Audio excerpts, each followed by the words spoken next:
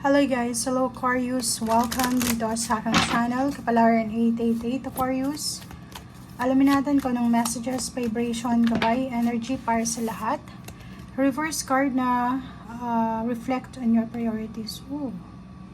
Okay, tingnan natin Aquarius. Ito pala ay message ng new moon, last new moon in 2024. Tingnan natin Aquarius kung ano yung last new moon message para sa your higher self, number 2. Ooh. So yun, since reverse siya, ibig sabihin niya posibleng December 1 onwards, pwede kang magdesisyon ng mga bagay-bagay na hindi mo pinag-iisipan. Pwede ka din mag-multitask, yung parang kilos ka lang ng kilos. Aquarius, mag-iingat ka dito kasi eto, parang nakikita ko sa'yo dito na hindi mo alam, kasi reverse siya, hindi mo alam kung ano yung dapat mong unahin.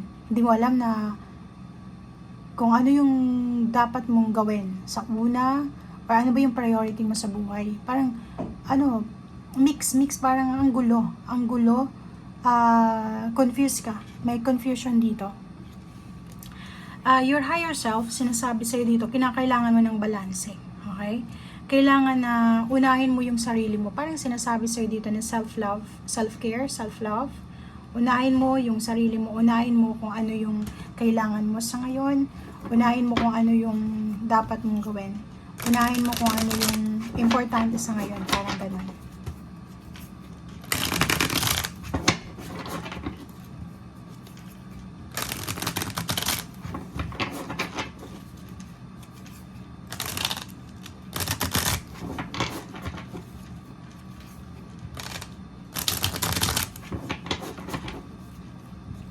Okay.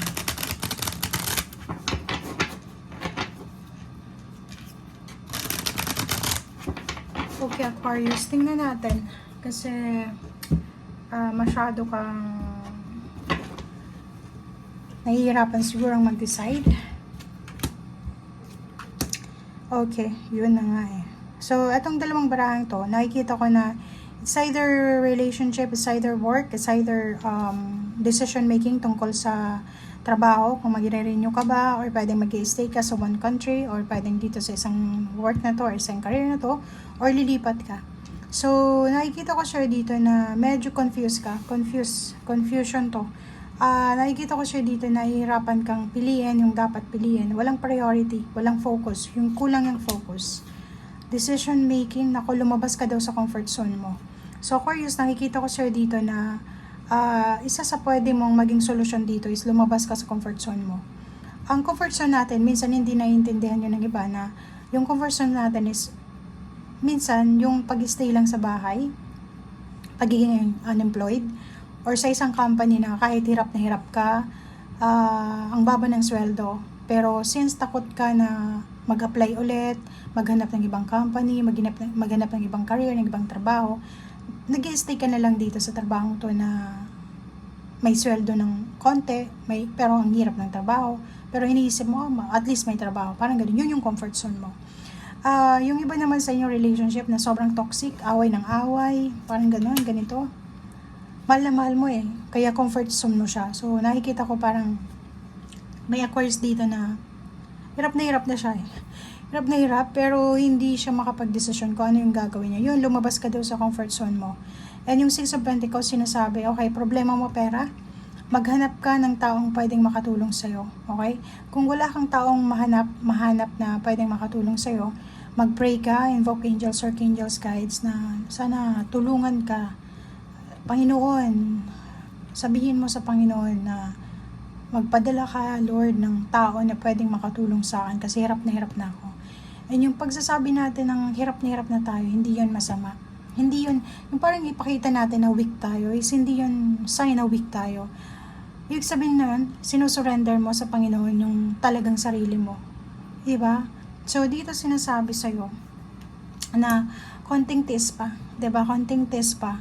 Darating din yung para sa'yo. It's either kasal yung itong minamanifest mo, magandang pamilya, masayang pamilya, maraming pera, darating at darating yan sa'yo. Okay?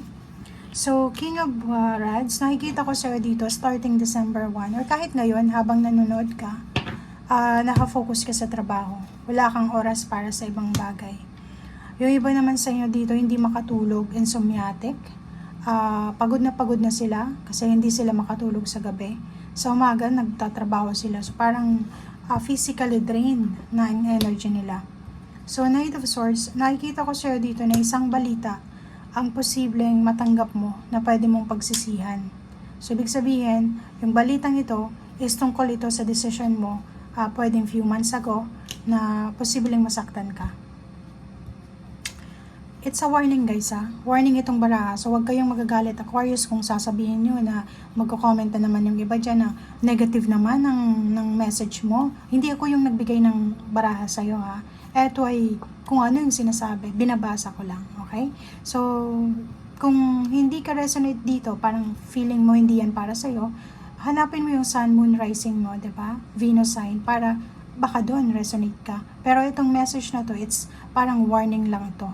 Wina-warningan ka kasi pwedeng makatulong tong warning na to sa'yo para hindi mangyari talaga siya. Temperance, kailangan mo magpasensya. Yun yung sinasabi ko sa'yo. Darating kung yan ay darating. Pero magpasensya ka sa ngayon. So, habang hindi pa nangyayari kung anong gusto mo, or habang naghihintay ka pa, kalmahin mo yung sarili mo. Huwag kang magmamadali. Huwag kang magsettle sa isang bagay, sa isang relasyon, sa isang environment, sa isang trabaho, sa isang tao na alam mong hindi mo deserve. Page of Rods, nakikita ko sa'yo dito yung future. At ang future na to is posibleng, yun nga sabi ko sa'yo dito, yung minamanifest mong lump sum of money, kayamanan, relationship, stability, ay posibleng mangyari yan sa hinaharap. Tingnan mo, diba? Tingnan mo to.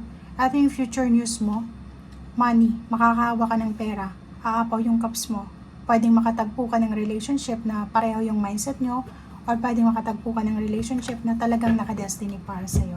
Diba? Seven of Swords, Knight of Cups. So, sa ngayon ang sabi ko sa'yo dito, future, maghintay. Huwag ka munang magdedesisyon. Sa usaping relationship, sa ngayon, mismo habang nanonood ka, kung may nag-offer sa'yo ng relationship, reject. Okay? Huwag kang maniniwala. Okay? Sa una, kailangan mo munang patahimikin yung sarili mo. Kasi minsan, pag confused yung isang tao, hindi tayo makapag-isip ng tamang solusyon. Hindi tayo makapag-isip ng tamang solusyon. So, dito sinasabi sa'yo na para maayos yung mindset mo, yung decision making mo, unahin mo, lalo na dito mayroong Nine of Swords. May mga iba sa inyo dito, Aquarius, na hindi makatulog sa gabi. Unahin mo muna yung sarili mo, physical health muna.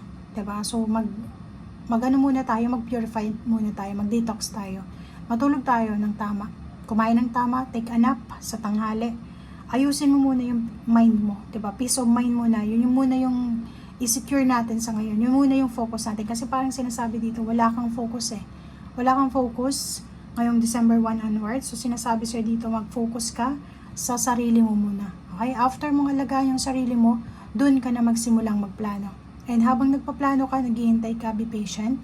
And at the same time, huwag kang magmamadali. Huwag mong i-rush yung situation. Pause.